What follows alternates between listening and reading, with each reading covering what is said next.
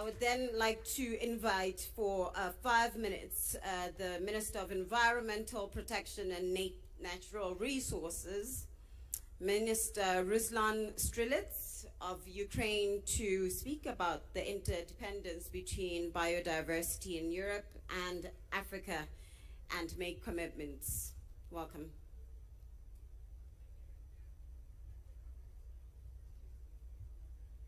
Thank you. Thank you very much, Excellencies, distinguished colleagues. I'm pleased to welcome you all. I'm really deeply impressed by how you all discuss all environmental issues and all challenges what have Africa, and that it have a lot of discussions around it.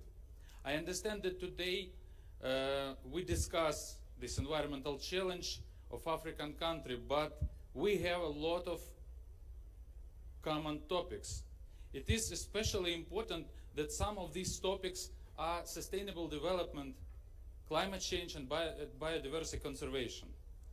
I'll try to explain to you how Russia's war against Ukraine impacts biodiversity and the environmental even in Africa. Because of war, we have the front line in Ukraine is 3,750 kilometers long.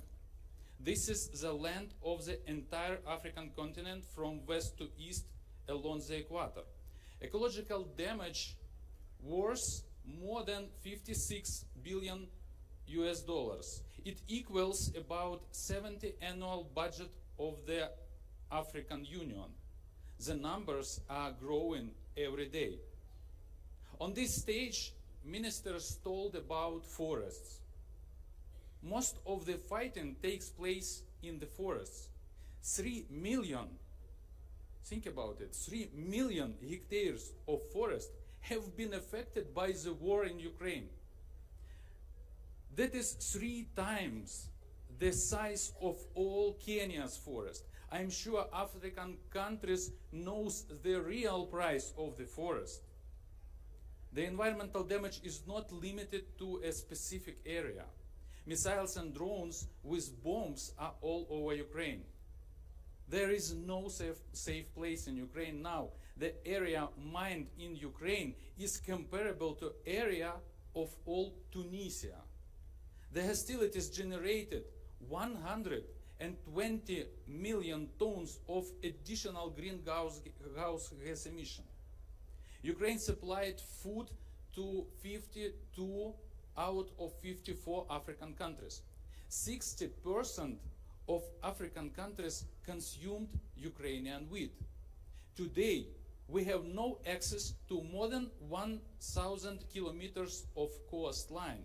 Imagine the occupation of Kenya entire coastline and multiply by 2. Losses of grain amount to about 1.5 million tons. It could have fed such countries as Togo, Rwanda, and Burundi for a year. But Ukraine is looking for all possible ways to implement the Black Sea Grain Agreement. All countries have the right to stability, whether terrorists want it or not. In June this year, Russia's actions led to the world's biggest man-made disaster for decades. One explosion, and Ukraine lost 14 cubic kilometers of fresh water. That's enough to give people all over the world to drink 2 days. The irrigation systems of farmlands, which produced about 2 million tons of grain a year, were left without water. This is 70% of the grain Ukraine exported to Africa in 2022. The major migration routes pass through our country. Over 2 billion birds migrate from breeding ground in Europe, Siberia, and Central Asia to tropical Africa for the winter. As their habitat in Ukraine has already suffered change because of the war, their population has decreased. We are struggling for peace in Ukraine, a just and sustainable peace. We strive to create mechanisms and tools applicable in any potential armed conflict. In particular, one of these tools is the peace formula of President Volodymyr Zelensky. 10 points that covers all areas of global security. Any countries in the world can contribute to the peace formula and offer its vision of each point, so that our common interest and met. And most importantly, a just a lasting peace, which is the key to economic growth and prosperity in any parts of the world. Ukraine calls on the world to join this initiative and achieve sustainable peace together. Point 8 of peace formula is to stop the ecocide and compensate Ukraine for the destroyed environmental. An international working group has been set up to work on this issue. It is co-chaired by the head of presidential administration of Ukraine, Andriy Yermak, and the former Deputy Prime Minister of Sweden, Margot Wallström. The working group includes representatives of countries from all continents, including Latin America, Asia, and Africa.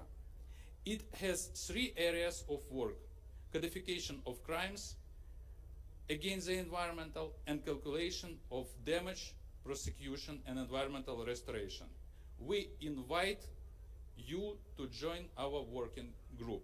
Together we must show terrorists that war is expensive. Without it, lasting peace and sustainable development are impossible. Thank you for your attention. Thank you, thank you. Thank you, Minister.